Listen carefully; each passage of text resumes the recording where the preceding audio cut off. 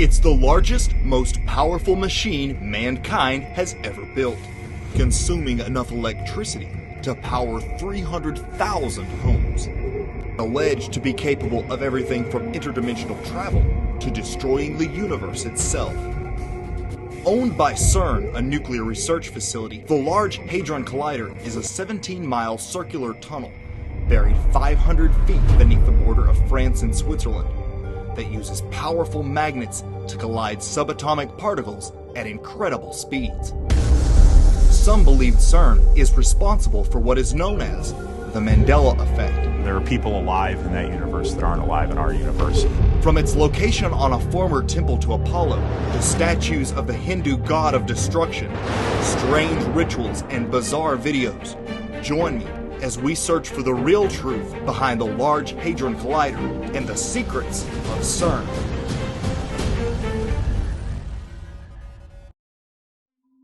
Does something seem off to you? They can't put their finger on it, but thousands of people have the feeling that something is just not right, that the world we currently inhabit is somehow different. Is it just the stress of modern life, or could we actually be living in the Twilight Zone? As far out as it may sound, there may be more truth to that idea than we would like to believe. Parallel dimensions, portals, reality changes are not only the stuff of science fiction. According to physicists, there exist parallel dimensions, each containing alternate versions of our world and even ourselves. A little bit of deeper research reveals that not only do scientists at CERN hope to discover proof of these parallel dimensions, they want to open portals into them so that something from that other world can come into ours. Could such a doorway have already been created? If so, how would we know? What signs might be noticeable in our everyday lives? In the Twilight Zone episode, The Parallel, written by Rod Serling, NASA attempts to send an astronaut into space, but instead, unknowingly, he ends up in a parallel dimension. A world almost exactly like the one he left, except for a few minor differences. In the present dimension, he's a colonel. In the past dimension, he was a major. His house in the present dimension, for example, has a fence. The previous one did not. Minor changes that to all those around him had always been that way. What do you mean? That fence wasn't there when I left last week. Are you kidding me? That fence was there when we bought the house. Today, thousands of people have the strange feeling the world we currently inhabit has changed. They point to specific names, events, and things they insist are now different. The growing phenomena took off online, earning the moniker the Mandela Effect. The phenomena was first noted in 2009 by paranormal investigator Fiona Broome, and gets its name from the African civil rights leader Nelson Mandela, who many remember as having died in the 80s, only to learn to their dismay that their memories were false and he actually lived to be released from prison and become president of South Africa. A Mandela effect is when collective memories long held by masses of people turn out to be incorrect or false. Those affected have distinct memories of something or an event, only to find out that it never was that way, at least not in this dimension. It's something that sticks with people. They know they remember it. They remember talking about it with their aunt, or, like in the Nelson Mandela situation, they remember seeing the funeral on TV day after day after day, the coverage. And it's something that just does not seem to go away. So that's what makes the Mandela effect different from simply forgetting where you left your keys so many times when you come home from work. In the movie Star Wars, The Empire Strikes Back, think of Darth Vader's iconic line. If you remembered, Luke, I am your father, you may be one of the millions worldwide suffering from this bizarre new phenomenon. It's only you killed him. No, I am your father. But if you remembered him saying, "Luke, you're in good company," here's a clip of James Earl Jones, the actor who actually said the line, also remembering it that way. When I first saw the dialogue that said, "Luke, I am your father. Luke, I am your father," I said to myself, he's lying. I wonder how they're going to play that lie out. Which picture of the Monopoly Man looks most correct to you? If you chose the one with the monocle, you just experienced a Mandela effect. Do you remember a movie called Shazam, in which the actor Sinbad played a genie? In this reality, the movie never existed and Sinbad never played a genie, despite thousands of people having similar memories of it. And that certainly hasn't stopped the actor from being inundated with tweets about this phantom movie. The children's book series The Berenstain Bears, for instance, many remember being spelled Berenstein Bears. Other classic examples include the long-quoted line from the movie Forrest Gump, "Life is like a box of chocolates." What if I told you that line was never in the movie? Rather, the real line is, "Life was like a box of chocolates." Don't believe me? Check it out for yourself. My mom always said, life was like a box of chocolates. Life was like a box of chocolates. You never know what you're going to get. And it extends far beyond mere movie lines. Even Bible verses are said to have changed. So what does all this have to do with CERN and the Large Hadron Collider? Could the experiments taking place there have inadvertently or even deliberately messed with our space-time, creating what we call the Mandela effect? How so? According to theorists, it's possible that a shift in gravity produced by the Large Hadron Collider could create a rift in the veil between our universe and a parallel universe. This is getting confusing. Why don't we call our universe Universe A and this universe Universe B? Hey, why can't we be Universe A? Yeah. We want the best letter. We called it first. Besides, this place kind of feels like a B, you know? Who's to say that when you mess with the fabric of the universe, you don't also affect time itself? And the only evidence that this was happening would be minor changes in the world around us, just like Major Robert Gaines in the Twilight Zone episode. Did Rod Serling really predict what we call the Mandela effect back in 1963? It's unimportant. It's insignificant, really. And yet it all seems to be part of some sort of crazy pattern. Could the changes Mandela effect sufferers are experiencing actually be evidence we're in a parallel dimension? Some theorists think so, and have uncovered evidence they believe indicates CERN is responsible. November 2014, a weird video featuring CERN scientists and students dancing along to the song Happy by Pharrell was uploaded to YouTube. But it wasn't until much later that the video sparked a flurry of controversy and speculation among the Mandela effect community. One scientist in particular, John Ellis, a renowned physicist, is seen with two signs around his neck, one that reads Bond Number 1. The other clearly has Mandela on it. Researchers theorize that the sign that says Bond Number 1 is a sly reference to the actor that played James Bond in the first Bond film, a man named Barry Nelson. When put together, the signs equal Nelson Mandela. It is important to note that this video was made in 2014, before the Mandela effect gained notoriety online. If that is just a coincidence, it's a very eerie one. But is there another tie-in to the Mandela effect in James Bond? In the classic Bond film Moonraker, the villain Jaws, who has metal teeth, falls in love with a character named Dolly. Mandela effect sufferers remember her as having braces, The iconic scene cuts between Jaws' smiling teeth and Dolly's right as the music reaches a crescendo. Except in this reality, she isn't wearing braces, and the actress insists she never did. But many fans are perplexed and assert that they distinctly remember her wearing braces, and claim it was a crucial element of the scene. Nevertheless, all the original film prints and old VHS tapes now show her without braces.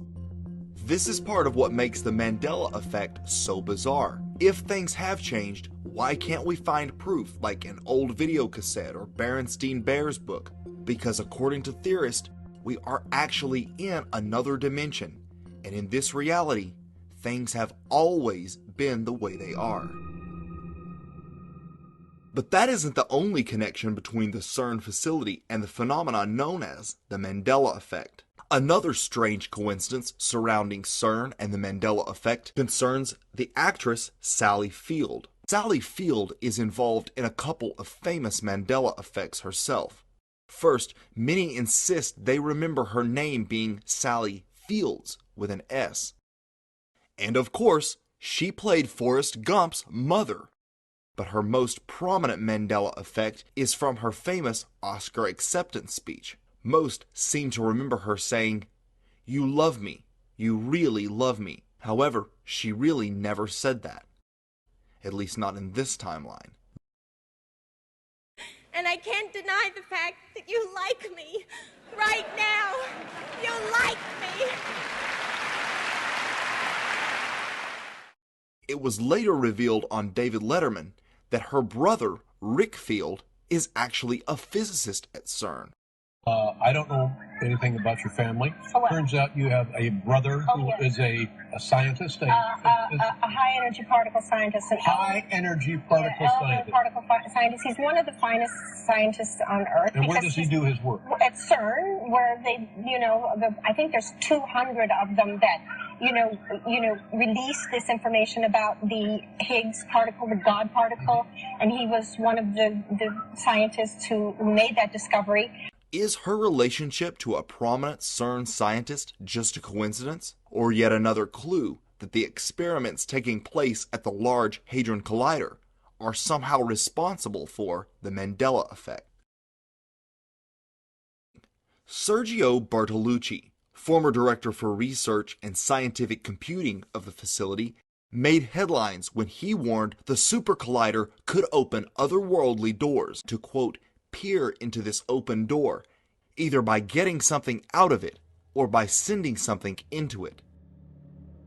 Josh, what are they doing there at CERN with this Large Hadron Collider? What are they doing?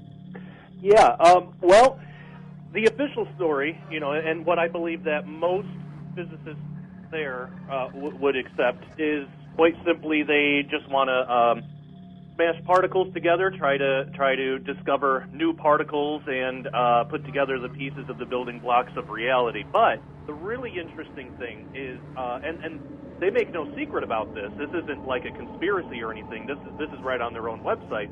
Part of what they want to do is open a portal, and they even use this language: open a portal to a higher dimension or parallel dimension, parallel universe, and measure extra-dimensional space, but also communicate with any intelligences that might be inhabiting that space.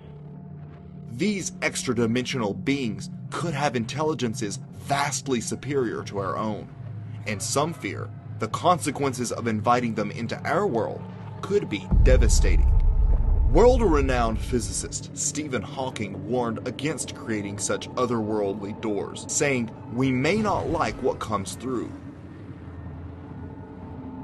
When a group of Portuguese students visited the facility, they photographed large glass panels with strange writing on them, each in a different ancient language.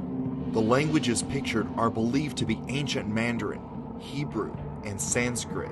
Sanskrit is a long-dead language known only to scholars. It is one of the oldest written languages on Earth, also known as the language of the gods. This evidence has led some to speculate that CERN may be attempting to open a gateway into the legendary abyss spoken of in the book of Revelation. And there is some evidence that the research being conducted at CERN might have more spiritual implications than we are being told. In front of the CERN facility stands a giant 12-foot statue of a Hindu god named Shiva, performing a strange dance. Who is this god Shiva, and why does CERN, a scientific research institute, display a giant statue of it? Shiva is the third and most feared god of the Hindu triad. It brings destruction, death, and war. It is also important to note that Shiva is surrounded by a wheel reminiscent of CERN's Giant Hadron Collider. Could it be that ancient Hindus actually witnessed their god coming out of a wheel-shaped stargate similar to the Large Hadron Collider? And as if this wasn't enough, CERN created a strange, very occult video called Symmetry, in which scientists at the CERN facility actually performed Shiva's cosmic dance of destruction, the Natarasha. In this mysterious video, CERN scientists create a ritual circle and at times appear to become possessed. Why would CERN spend time and money on a bizarre video that has no scientific value? CERN claims the statue of Shiva was merely a gift from the nation of India, but why would the most feared god of the Hindu pantheon, the bringer of cosmic destruction, be the appropriate deity to represent the research taking place at CERN? This is where it gets even weirder. The facility itself is located near the French town of Saint-Genès-Pauli, which in the days of ancient Rome housed a great temple to the god Apollo, and derives its name from the Latin word for Apollo, Apolliacum. It was believed that this location was the gateway to the underworld, where Apollo himself was bound. And what are we to make of the fact that the CERN logo cleverly contains 3 sixes? Researchers point to these strange anomalies as evidence that there is more going on at the mysterious facility than the public is being made aware of. But if dark rumors surrounding the facility wasn't enough, a bizarre video was about to send internet speculation into overdrive. In 2016, a creepy video surfaced on the web entitled "Murder at CERN." It quickly gained attention worldwide, as it appeared to depict a nighttime ritual in front of the Shiva statue at CERN. Several robed figures emerged from the darkness and positioned themselves symmetrically around the lit statue. One of them is disrobed to reveal a naked woman who lies down. Then another hooded figure moves over her wielding a knife and thrusts it downward in a mock blood sacrifice. At this point, the cameraman becomes frantic and the footage soon cuts out. But is the video real? The footage was quickly denounced by CERN officials as a prank, saying it was just a case of humor gone too far. They spend billions of dollars, an estimated $30 billion, to find the Higgs boson, aka God particle, alone. But what has that discovery done to benefit humanity? And how do we know it hadn't previously been discovered? In a 1998 episode of The Simpsons, a cartoon often cited for its apparent predictions, Homer becomes an inventor, and in one scene, writes an equation on the chalkboard that works out to be the mass of the Higgs boson particle, 14 years before it was officially discovered. The story goes that one of the writers, David X. Cohen, worked with an astronomer friend of his to create the equation, but the odds of them randomly coming up with the exact formula would be like choosing winning lottery numbers. Was this just a crazy coincidence? The elite tend to retain scientific information from the general public until they are ready to release it.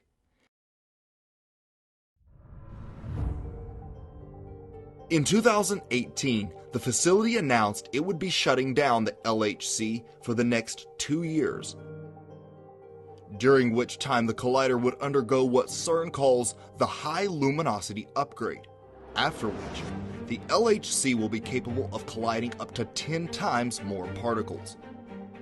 What surprises might we be in store for when an even larger Hadron Collider powers back on in 2021? From strange occult imagery to warnings of catastrophic doom, there's lots of strangeness surrounding CERN. Will the experiments taking place at CERN discover a new dimension? Bring humanity into contact with supreme intelligences? Or could it open the gates to cosmic destruction? Only time will tell.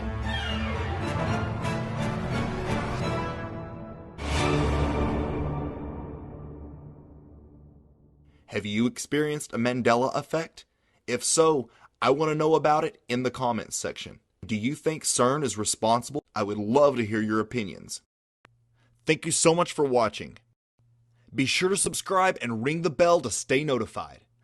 A special thanks to my Patreon and PayPal supporters. Thank you so much. Your generosity helps keep this channel going.